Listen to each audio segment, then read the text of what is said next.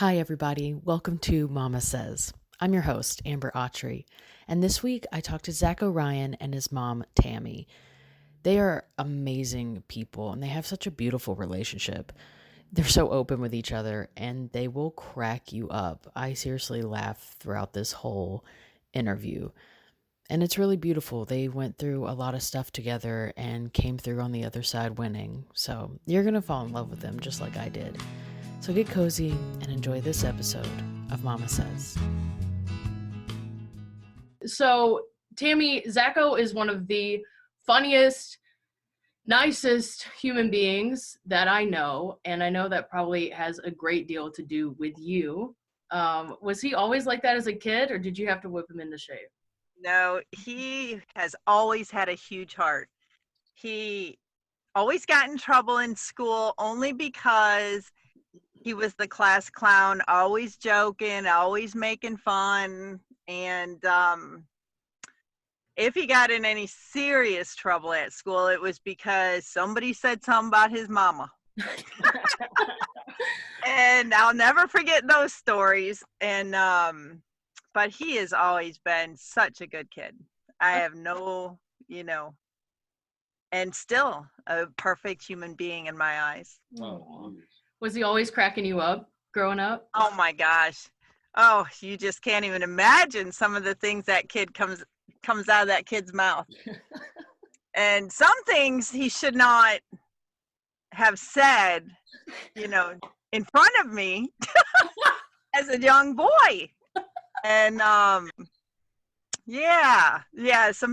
some funny stories as an adult, but shocking. The things that he doesn't have a filter, and I guess that's what makes him a good comedian, because he just says what's on his mind. What's one of these stories? Oh my gosh. Yeah, what's your favorite no filter story? Oh, the one that I'm stuck in the brain now, I can't repeat it, I don't think. Yeah, you can. Oh yeah, it's a free space. Go for it. Free space. Oh gosh, Zach, you're gonna be mad at me. Go ahead. All right, we were driving on the expressway, and my husband was driving, and he's in the back seat with his sister, and he's just, a young, not a little boy, obviously, when I get done telling you this, but he was preteen, before teens, so I was floored. Out of his mouth, he just says, "I know how to make it hard." I said, "Oh my," I just looked straight ahead at the expressway, and I was like, I'm not going to look back. I just don't even want to comprehend what that meant. And I was like, I can feel it today. I mean, he put a stamp on my brain.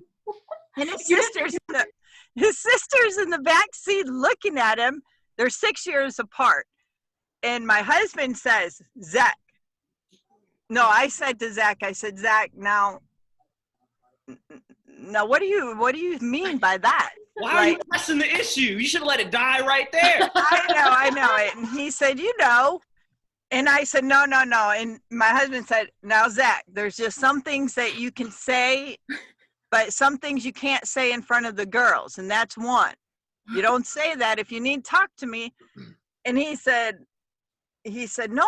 He said, I said, "How?" And I shouldn't have said that, because he said, "You just make your finger like a donut." And he was so little. I was like, where is he coming up with this? And that's where the conversation ended, and it was never spoken of again until just now. Damn, I don't think he remembers that. Do you remember that story? I've tried to push it out. Yeah, sure. But Tiffany looked at you and said, "You're disgusting." She was a teenager and knew, but I don't think you really comprehended what all that was going on. You were just, I don't know. That is well, I do kind of remember, like, when it first started getting hard, and I was like, I feel like I should fucking tell somebody. Yeah, but see, the problem with that, I promise you, the problem with that, I was his go-to tell somebody, and I shouldn't have been. He's supposed to have friends for that, not me. Well, see, that's why I think you shouldn't be too good of friends with your kid when they're too young. Because, like, I didn't try to be your friend. I was your mama. Louis. You think I was going to call Louis on his house phone? Hey, Miss, can you put Louis on the phone real quick? Hey, bro, you ever put your finger and thumb into a donut and made it hard? Stop it. She said stop. I've already been through this. I know, right? Oh my gosh. That's amazing. I was thinking when all this was going down and I read that little piece of paper, it brought back so many memories, and some I was like, never repeat that one. Don't let that one. That was one I wasn't supposed to utter out of my mouth. So funny. He seemed like Zako turned out okay. Do you watch his comedy a lot? Yes, I do. All the time. Yeah. I bet you're so proud. I am. Yeah. So. Are you originally from the South? No, I'm from Toledo. Okay, so this was before Zako. You grew up in South Carolina. You're a Southern boy, right? Yeah, we moved. Yeah, we moved down here when he was just little. Yeah. Okay, cool. What was it? Was it different for you, like moving to the South and raising a kid there? Like, were you nervous, like moving with a kid? And well, I wasn't happy about moving. I didn't want to move out of Toledo, but once I came down here, I think that was probably the best move. So it's really nice, and the water. We live on an island, and so we really, really enjoy the outdoors. We're always at the beach or at the park. But then it's not all vacation. It's just like wherever you live, you got to work, you got to do all that. But I think growing up for the kids, I think they enjoyed it. And Zach moved back when he was in high school. Oh, okay. So he went to live with his dad during high school years. Oh, awesome. Did you miss the South when you moved back, Zako? Shit, yeah. As soon as about a week after halfway to the drive back to Toledo, I was like, fucked up here. Yeah, and without your mom too. Oh man, that must have been hard. Yeah, I was like, I can't just be calling this. My dad's like 6'5", 320 pound scary dude. Like, I'm not about to be telling him when I can get it hard. You know what I mean? Hey. Hey.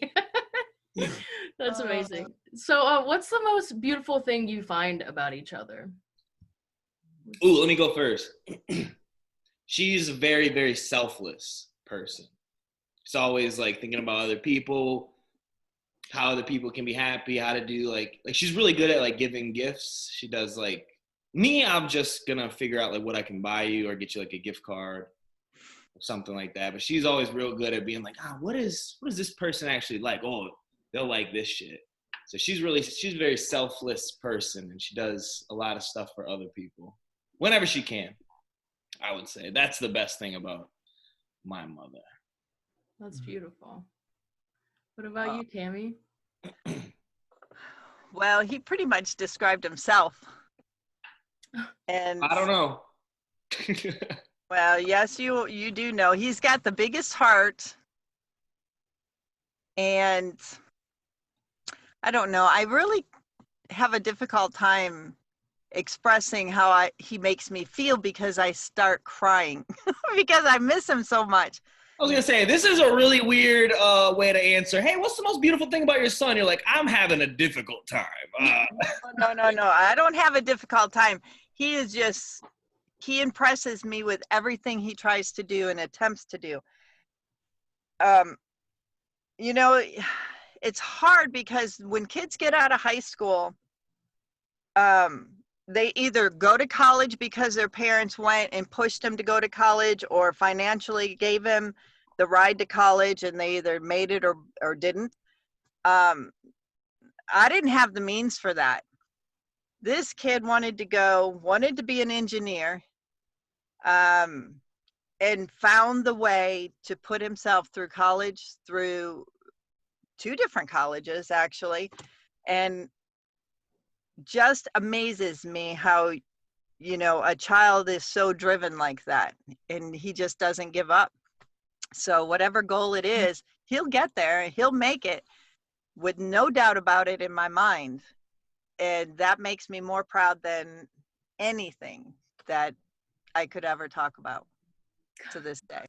That's so beautiful. And I know from experience, like a lot of that is done, Zako, I'm sure you can attest to this, from our like mother's love and support. Like it wouldn't happen without you guys. So that's Yeah, absolutely. Yeah, I just I can't even put into words how much I adore this boy. no. Cute. No, Zako, are you crying? I'm not crying.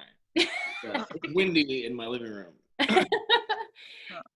Tammy, did you always want to be a mom? Oh yeah. Yeah. Yeah, always knew I was going to be a mom. I was a mom at 20, and then I had him at 26. And you just could never prepare yourself for what that is. I didn't think about it as, the little white picket fence and everything. I just wanted a lot of kids. I ended up with 2, but I wanted a lot of kids. But it's the moment they take their first breath that you have an emotional high that you could never, ever get again, no matter what. It's like you're crying and laughing and crying and laughing all over and over and over again while you're looking at this life. And it's on from there on, and you cannot get rid of that. I don't care. He's 33 years old. And he's still a newborn. Yeah. You just can't get rid of that feeling, nor do you want to, that they're your baby. And so it's tough when they get older and they try to put you in your place as you don't know what you're talking about, or you don't know this, and every child does it to their mom. Mhm. And so we have to sit back and just let it come out, but they will never understand till they have children of their own, what it's really about. And that's life, so it's just incredible. Well, I hope it takes me a while to understand. You kind of understand with Zeus. Oh yeah, I did have a 180-pound dog, so Yeah. That's 3 kids. He doesn't even tell me when he can make it hard. He just sits and he's like, "Look at this pink Hey, thing. stop! I should have never Look at said this that. pink See thing." there? I'm like, "I see it, man. Put it away. Jesus, we got." Hey, stop. You were talking about like it's hard, when your kids grow up. I just stop. That was an accident. Oh my God. Gosh, that's like, Perfect. That was perfect. when it's difficult, There you go. That's the word. to see your kids grow up, and like still think yeah. of them as a baby, like your baby. I know that Zako, you're an ex-military, a former military vet, right? Like, Yes. Yes. Indeed. so where did that decision come from? And Tammy, how did it feel when he made that decision? How did you feel when he made that decision? Well, the decision came from I went to college right out of high school. I got like some student loans, filled out a bunch of paperwork, got some money to get in college, and I was not ready for college. I was just out of my dad's house. My dad kicked me out when I was 17. So I was like just out of my dad's house by myself. My mom's down in South Carolina, ain't got no parents, no one to really like answer to. And I graduated high school at 17. So I'm like super young, trying to get all this money to get to college, and I get it, right? So I get to college, living in the dorms, and I'm just acting a fool. Because I didn't really like party in high school because I had a very strict dad. So I wasn't like drinking or smoking or anything like that in high school. So when I got out, it was on.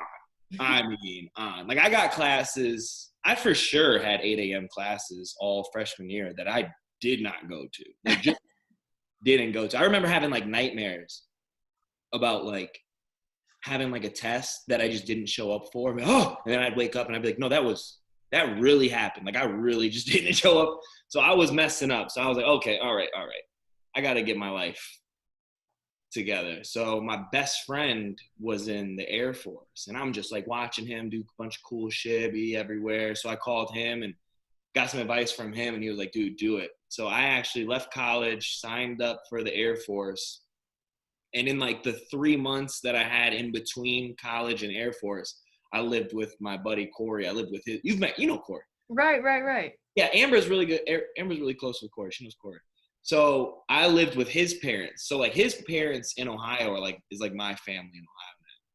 So I'd lived with them while he was gone, and then I went to the military so that I could finish paying for college when I came back. So when I came back, I went to a different college, University of Toledo. So the military was all a plan. It wasn't like I knew I wasn't going to be there for life. I joined the military so I can get back into school and so I could finish school. So that Zako, was the decision was. that's amazing. Now I see what you mean, Tammy, by him just taking initiative. Yeah. And he's not afraid to take chances. And I don't even know if he even knows the word what chances means. He just goes for it. You know, he's just a go-getter. And I think he takes a lot of that after me. I can't settle down. I can't sit still. I've been in college more than I've been out of college and got lots of different degrees and can't get enough knowledge. And you just do it. You just go and do it and don't look back, because if you don't, you're going to regret. And I'm glad he is one that doesn't stop, you know, just gets what he wants and goes for what he wants, whether he falls or picks himself up, he's got to try, you know, and I think everybody needs that in them. They have to try. Definitely. So you experienced a lot of that before Zako came around, like. Yeah. I was a single mother. I was married a short time with my first husband, and then that's when I got the work ethics down, that I wasn't going to struggle. You know, I had to go. I was living out of my vehicle with my daughter, homeless for a while, and nobody knew it. None of my family knew it. And still to this day, I don't think I even told my daughter that. But Find out now. shut up. Putting my business in the streets, I'm putting. But I went. It was the funniest thing. My pride was just so huge. Even back then, I went to get some assistance, and I didn't have an address, and they wouldn't help me. They said they can't help me if I don't have an address. I said, how can you have an address if you're homeless? And so they humiliated me so bad that I said, I will never step a foot in a government office again. Wow. And from that day on, it was on. And I think growing up, my kids saw that, you know, like when we lived in that trailer that we fell through the floor and stuff, and we were trying to while we were building and stuff. Our first house was a trailer in South Carolina, a Mickey Lane. Yeah. Down dirt road, just like those trailers where it looks like you can put that shit on your back and walk it down the street like a turtle. One of those trailers. And it was, I'll never forget, we had it molded, our bathroom floor like molded out or something, so we had to take out wood. We couldn't afford to put a new floor in yet, so you had to get out of the shower and walk the plank to the hallway to dry off. But the problem was, you got people in the living room chilling, watching TV that can see down the hallway because it's a trailer. So now people got company over, and you're just drying off in the hallway. Just like, turn around. No, it wasn't that bad, but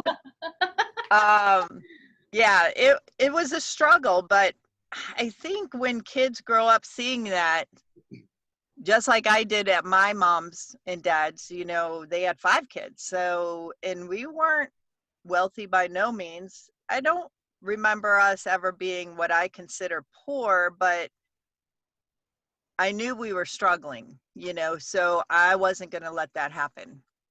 And matter of fact, all 5 of us kids are the same way with the work ethics, you know, so if you show your kids, you don't have to burden them with the specifics, you know, but you got to show them things aren't easy. You know, and we're struggling, we got to work at this, and we work together and we make it. And I think by doing that, that's why my kids, both of them, my daughter and my son, are productive human beings. You know, they're great human beings. And my daughter's EMS, and my son, you know, he's an engineer, he's a comedian, he's whatever he wants to be, and he's living his life to the fullest. And that's all you can ask for is good kids, you know. That's awesome. That's so awesome. And now that she's talked you up, Zako, what's a story that you did something when you were younger and didn't tell your mom, but you feel like now she'd be ready to hear? Holy shit. Feel free to skip. Just know that your mom is listening. All right, I don't know if I told you this story or not, but this is the story I'm gonna go for. And if you've heard it, maybe you didn't hear the intricate details. Oh Lord. But when I was probably I was probably 9 years old. Remember when we used to hang out with those people on like their front porch of their trailer? They lived across the street from Uncle Rod. They had that like blue trailer right across the street in the woods, and they always had bonfires, big ass tire swing, and he had the cute little daughter. Yeah. Well, anyways, so I'm like 8, and she's probably 10, super young. Right. She's about 2 years older than me. We're all young and shit. Just running around playing and shit. And we used to have bonfires and stuff. So we're like swinging on the tires, making marshmallows, hide and go seek. And then all of a sudden, she let me suck on her titties behind the house. Oh my God. Not her titties, plural. Just the left titty. I'll never forget. Actually, stage left. Just the right titty. She let me suck on her right titty. And I just remember, it just came out of nowhere. It was like, is that a good s'more? She's like, it's a good s'more. She's like, is that a good titty? Heck. This is a good titty, really. Well. And I just remember like making eye contact with her, just looking straight at her. Her and her mama still are the neighborhood hoes. So I don't even want to talk about them to you. I got it, man. That was great. I can't believe that. Yeah. I'm glad we moved away from there. Yeah, and then we just came back to the party like everything. Everyone was like, how are the s'mores? I was like, phenomenal. Whatever. So nasty. Great s'mores. That is hilarious. You said stage left titty. You're so professional. He's so bad. That is ridiculous. But there isn't much that kid keeps from me. I'm going to tell you. He calls me up with some stuff now. You're like, you're talking to your mother, right? I know, right? Yeah, but here's the thing about her, though. This is her problem. Like, I know I shouldn't tell her this shit, but she laughs at it harder than anybody else. If she would just stop laughing, I would stop telling her the shit. But she laughs too hard. She'd be mad as hell, too, laughing. I can't stay. Don't talk to me for a week. Yeah, because I guess that's my defense. I don't know. You're going to give me a nervous breakdown. All right, let's flip it a little bit. Tammy, is there something that you did when you were younger that you haven't told Zako about? A funny little story? Yeah, man. Oh, and I know there's stories, too, because Amber, I don't know if we've told you, but my mother at 17 was Miss Toledo. What? Miss Toledo, Ohio. Yeah, I'm gonna send you a modeling picture of this fine young woman when she was younger. Whatever is that? I know Toledo and I know models. So I know you were getting into some goofy shit on somebody's yacht. No. No, I don't have any stories. No, nothing ever happened. Mm-mm. No, I laughed so hard when I read that one, and I said, I'll go to my grave. You scaredy cat. I'll go to my grave. That's amazing. What's something about your guys' relationship that outsiders may not get? That Zach is a mama's boy. Totally. Damn, mama just on blast. And he tries not to be, but he can't help it. That's a good true. thing, That's very Zako. true. No, it's very true. Yeah, I mean, he's just always been. You know what he said to me when he was little, and we used to lay on the couch together, and he would just be staring in my eyes, and I would And I would look at him, and I said to him one day, I said, Zach, I said, what do you see when you look in my eyes, when you're staring at my eyes? And he said, I see me. Wow. And that was when he was like 4 years old. I'll never forget that until the day I die. I almost cried. He said, I see me. I started having panic attacks when I was like 6 years old because I'd have dreams because someone told me that your parents die. Yeah. At some point, and I was like, what? They're like, yeah, one day they die. I was like, holy shit. Aww. Game changer, bro. Game changer. It just changed my whole life. So I You went up thought to we him were- and I was like, hey, I got to clear something up with you. John told me one day you're going to die. He's bullshitting, right? And she was like, I mean, everyone dies. I was like, oh my God, dude, this is nonsense. I'm 6 years old. You waited 6 years to tell me you're about to die? Oh, Lord. Yeah, I remember that for like a week there. I was like, my whole life is flipped upside down. This is crazy. I thought they were just eternal. Yeah. Yeah, he was a really naive child. And I'll tell you what he is too. I call him my pig pen. You know, on the brown Peanuts, the crew. Yeah. Because he always has that black cloud over his head, you know, like when he tries to be cool and do something, he'll be the one that goes to jail or gets busted. No. There's no being cool about anything. And then he cries the blues. He's like, God, of all people, I'm always the one getting busted. I said, because you're not street smart, son. You got to stay off them streets. I said, because it's going to catch up with you. That is. He will get caught doing anything. He tried to skip school one time.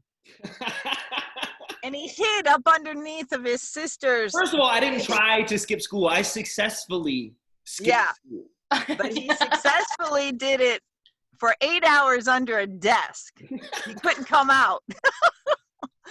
Yeah, so that wasn't a success. A success is when you skip school, come out and play games and party and carry on. But Right. he had to squeeze his almost 6-foot body under a little 3-foot area for hours. Because that day she decided to go to work late. So I had to hide under that shit for like an extra 3 hours. And then I finally could come out around lunch. And then all of a sudden my stepdad decides he's coming home at lunch. So I had to go back under the desk. And that's why my lower back's all fucked up. Is from that day. I got scoliosis from that day. I had to hide underneath my computer desk for about 9 hours. Whose fault is that, Zako? Come on. Now. That's right. He's never skipped school since. I was like, man, I just think I can do it. So I went upstairs and I kissed her and I went downstairs because I had to usually go to the bus in the morning. And I opened that door like I usually do and I slammed that shit in the room and hit under that thing. You're ridiculous. He is a mess. Then I had to come out, go out the back door, run around the front with my book bag and come in. I just got back home from school. My stepdad was like, you good? I was like, I messed my back up on the bus. Was it worth it? Was this all worth it? For this story, hell yeah. No, it wasn't worth it. His sister blackmailed him. I do everything for the story nowadays. So Tammy, you mentioned a little bit about like, you know, you were living out of your car and like, you know, your parents had a similar situation because they, not living out of their car, but like they had a lot of kids and struggled a bit. So like, what's some of the ways that seeing your mom be a mom influenced the mom that you were, whether good or bad? Yeah, I think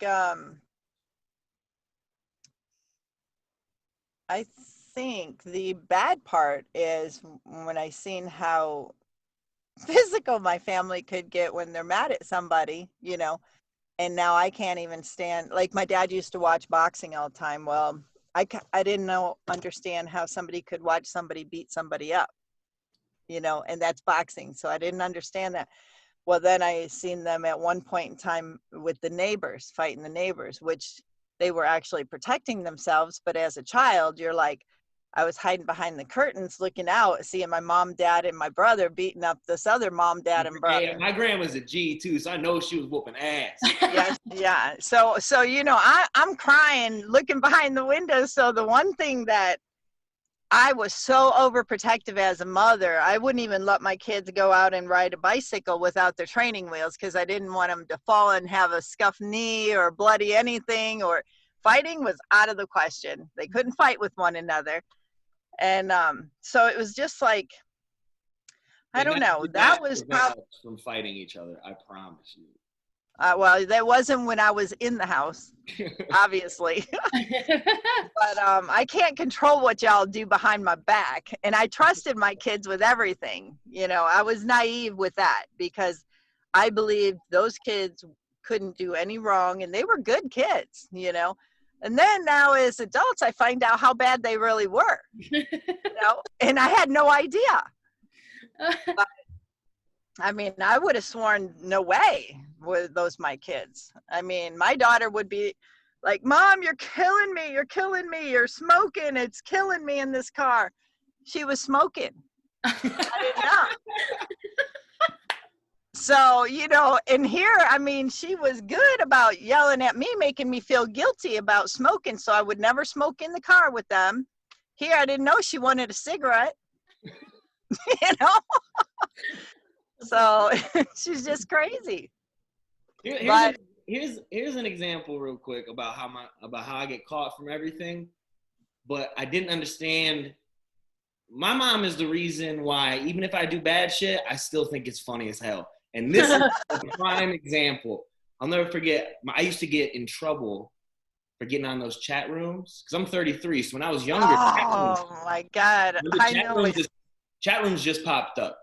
So I used to get in trouble for getting on the chat rooms because I'd be in there like titties. And I'd get in trouble for it. So my stepdad was like, bro, you can't just be talking about titties on chat rooms. We're putting your computer in the dining room so we can monitor what you're doing. And I was like, all right, whatever. That's fine. I'm just going to be doing professional stuff. And I was hospitalized. So you were hospitalized? We come out and my mom is in the living room watching TV, and I'm in the dining room on the computer. And I'm on a chat room because I don't see nobody, right? My back's turned. I'm on a chat room, titties.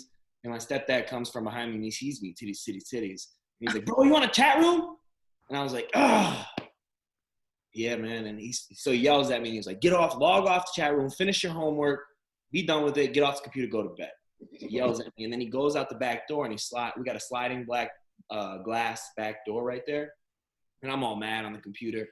And I just turn and look at him walking away because he's walking in the back to go take care of the dog, right? And I'm going, I'll get off the computer, bitch. Bitch. I'll get off the computer when I want to, bitch. And on that third bitch, I hear first of all, I hear like the most insane giggle from the living room. And then I turn real quick because I have no idea there's anyone in the house. And it's my mom going, what are you talking about? But she's like laughing, but she's hearing me call his head a bitch. But she's also laughing. And then she's trying to yell at me and punish me like, yeah. And then she goes, and she's like got the door, her hand on the handle, looking at me and looking at Harry. And she's just like, I can't even tell him what you said. Because I don't. She's like, finish this shit and go to your room. So in my head, I'm like, damn, bro, I just did some real bad shit. And my mom still can't help but laugh at that shit. It must have been hilarious to see that confidence on such a young kid. Oh my God. But I'll tell you the kind of stuff. I was in the hospital for diverticulitis and they did some surgery, but I told my husband, I said, he always takes care of me, right? And I said, you have to go home. Zach's home alone. Now, Zach's older now. He's like a young man. How old? Not really. You were visiting. You came back for Christmas. That was Christmas time. Right. I was 13. I thought you were living up. Yeah, you were living up with your dad, though. Yeah, I was 13. Okay, so after he leaves, like my husband was supposed to be keeping him company, watching him and everything else and visiting me. Well, Zach goes back on home. I get out of the hospital and I come home. I get onto my art. You know what I'm going to say. I get onto my art class stuff, and all my pictures come popping up. And I see this penis. And I'm like, oh, well, I said, did Harry get on them girly sites and all of a sudden this crap is popping up on my computer now and I'm really getting mad, right? Because you know how the ads come up when you scroll and Relentless, yes. Baby, you need to come over here. Were you on them girly sites? Because this popped up on my screen. And my husband comes over and he said, first of all, that wouldn't pop up on your screen if I was on your girly site. And I clicked on it and he said, do you recognize them shorts? And I clicked on it and made it bigger. And it was Zach's blue silky shorts that I absolutely hate, these underwear. I said, oh my God, I was devastated, right? So I called Zach. I said, what were you doing with my computer and my cameras and everything? And he's like, what are you talking about? I said, did you take a picture of yourself on my camera? And he's like, well, first of all, how'd you find it? I deleted everything from there. And I said, yeah, but all my pictures get saved into this one program that he didn't know about, obviously. My palms are sweating. This is all. And he said,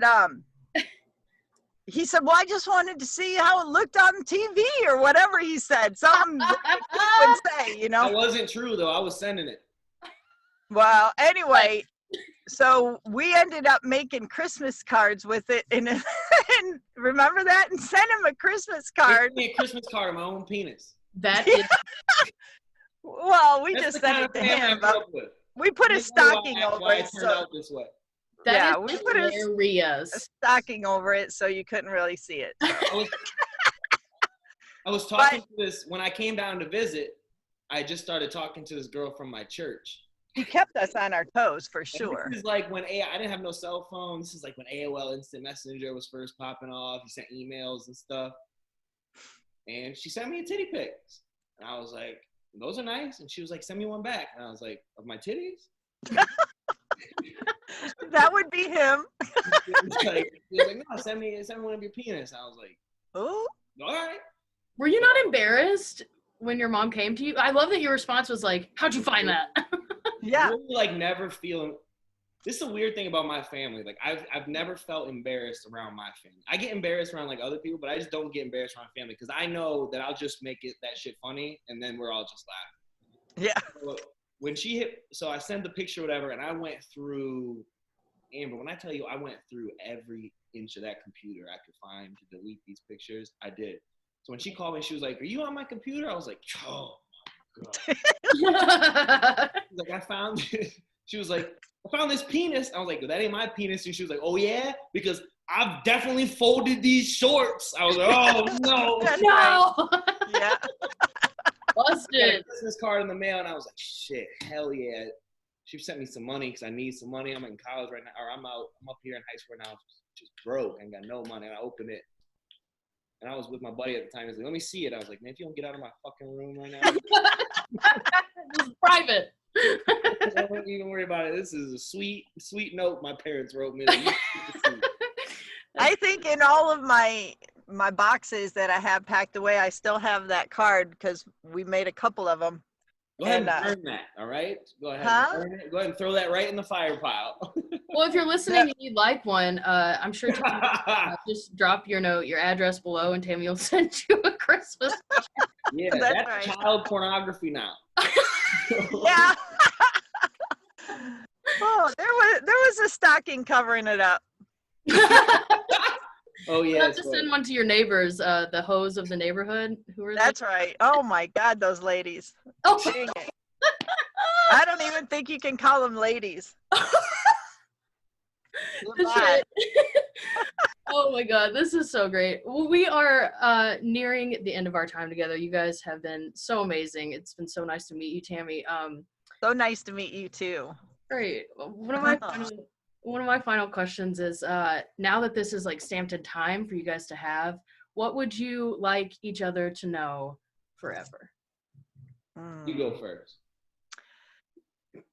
Well, I would like you to know that the day you were born, something happened to my heart.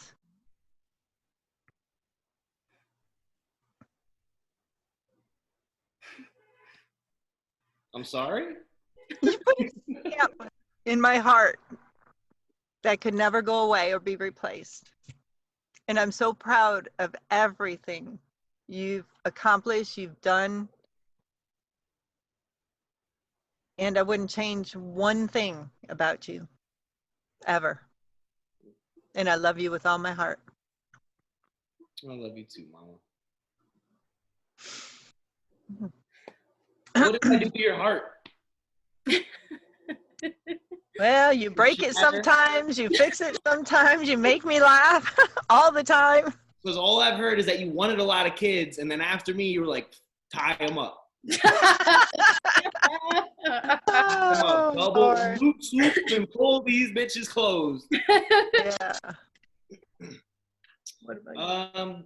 What I want you to know forever is like all the drive that you see in me, everything is derived from you and my stepdad Harry. I mean, I got to see the struggle early on in life, and at first, like, I remember when I was a kid, I was like, man, this would just be like, life would be so much better if I was like one of these rich kids that I see and like had all this money and all this other stuff. But then, like, even like a lot longer than now, you realize like that's the thing that shapes you, and like having tutors or parents that has survived that struggle and then worked hard and showed you that, not through like discipline per se, even though that was there, but more from like showing by example and leading by example. I think that's the one thing that has literally shaped who I am as a person. I mean, I watched so many sacrifices growing up. I watched you and Harry sacrifice everything for me and Tiff, and it's the thing that I look back on all the time. So when I'm like, I don't even think about things that I can't do anymore, because I literally watched you and Harry build a log cabin in 14 months like it was a fucking Lincoln log set. You know what I mean? Like by yourself, no other need for anything. Didn't know how to do it, just figured out how to do it. So that's like what I always take into my day-to-day life. I don't even question whether or not I can't do it. I'm like, if that's what I want to do, I just do it, and you just start figuring out as it goes. And I definitely learned that from you. So by attributing that drive that I have to everything that I've been able to accomplish in life, I think it's just an easy analogy to tie back to you and say that everything I have in my life right now and everything that I am is because of you. I love you. Yeah, I love you too.